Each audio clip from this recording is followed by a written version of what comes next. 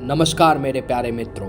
आज मैं फिर से एक सच्ची घटना पर आधारित कहानी को लेकर आया हूँ। यह कहानी ब्रह्म राक्षस के ऊपर है। सही सुना, ब्रह्म राक्षस। जैसे आप ब्रह्म राक्षस के बारे में तो जानते ही होंगे, लेकिन मैं आज कुछ बता देता हूँ ब्रह्म राक्षस के बारे में। ब्रह्म राक्षस ऐसा राक्षस होता है जिसे सभी वेदों और शास्त्रों का ज्ञान होता है। ये कैसे बनते हैं ब्रह्म राक्षस? ब्रह्म राक्षस वही व्यक्ति बनता है या वो ब्राह्मण बनता है जो अपने शास्त्र या ज्ञान का दुरुपयोग करता है अपने जीवन में। वह दुरुपयोग करके अपना फ़ायदा उठाता है सभी लोगों से, तो वही ब्राह्मण ऐसा राक्षस बनता है या उसे दुर्भाग्यपूर्ण ब्रह्म राक्षस के योनि में आना पड़ता है। तो ब्रह्म राक्षस की कहानी को आज हम एक्सप्लोर करेंगे मेरे साथ, और हम जानेंगे एक सच्ची घटना पर आधारित ब्रह्म राक्षस की कहानी को। Let's play the intro.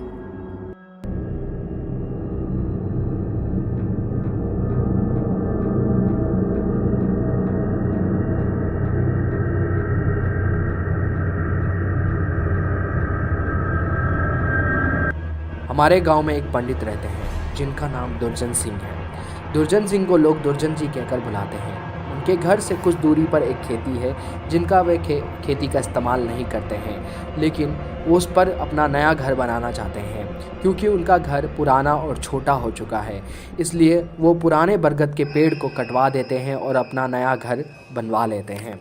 कुछ दिन तक सब कुछ सही चलता है। फिर उसके बाद दुर्जन सिंह बहुत बड़े परेशानी में फंस जाते हैं और यह परेशान रहने लग जाते हैं। और वो कभी पूजा करते हैं, कभी पूजा नहीं करते। उनके बदले स्वभाव को देखकर उनकी बीवी पूछ लेती है, आजकल तुम पूजा क्यों नहीं करते हो और आजकल बदले बदले से लग रहे हो, छोटी छोटी बात में गुस्सा हो जाते हो, चिढ़ जाते हो, तुम में हुआ क्या? तो पंडित जी के चेहरे पर एक अलग सी स्माइल आई, एक अलग सी मुस्कान, यानी कि ईवल स्माइल, और वह कहने लगे, मेरे घर को तोड़कर अपने घर बना लिया और इससे पूजा करने को कह रही है। मैं ही भगवान हूँ और मैं ही शैतान, इसे पूजा करने की कोई जरूरत नहीं। ऐसा सुनकर उसकी पत्नी के रोंगटे खड़े हो गए और वो चिल्ला उठी। अपने पति के इस व्यवहार को देखकर वह दंग रह गई। उसकी बीवी को शक हो गया, जरूर कोई बुरी आत्मा का सहाय है पंडित जी को। कभी ऐसा उन्होंने कभी नहीं बोला, और जैसे उनके अंदर दो लोग बोल रहे हों। तभी उनकी पत्नी ने पंडित जी को बिठाकर हनुमान चालीसा का पाठ किया। वे सोच रही थी कि अगर कोई होगा तो वह भाग जाएगा। पंडित जी पे कोई असर नहीं हो रहा था और पंडित जी उन्हें घूर कर देख रहे थे।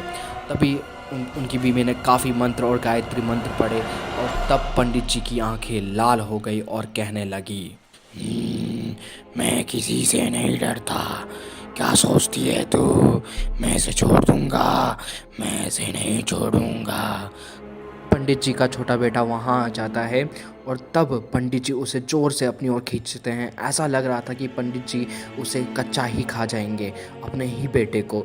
तभी उनकी पत्नी ने अपने बच्चों को छुड़ा कर कहने लगी, ये तो हमारा बेटा है और इसने तुम्हारा क्या बिगाड़ा है? और पंडित जी की पत्नी अपने बच्चे को अपनी तरफ खींच लेती है।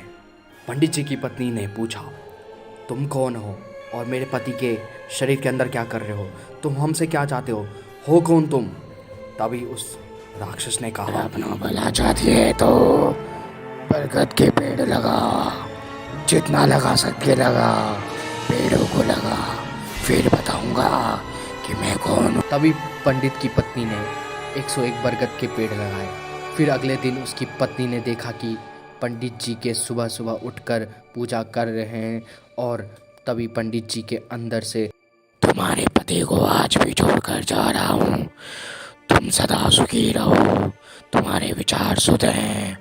मैं ब्रह्म राक्षस हूँ। वैसे मैं किसी को नहीं छोड़ता, ना ही किसी से डरता हूँ।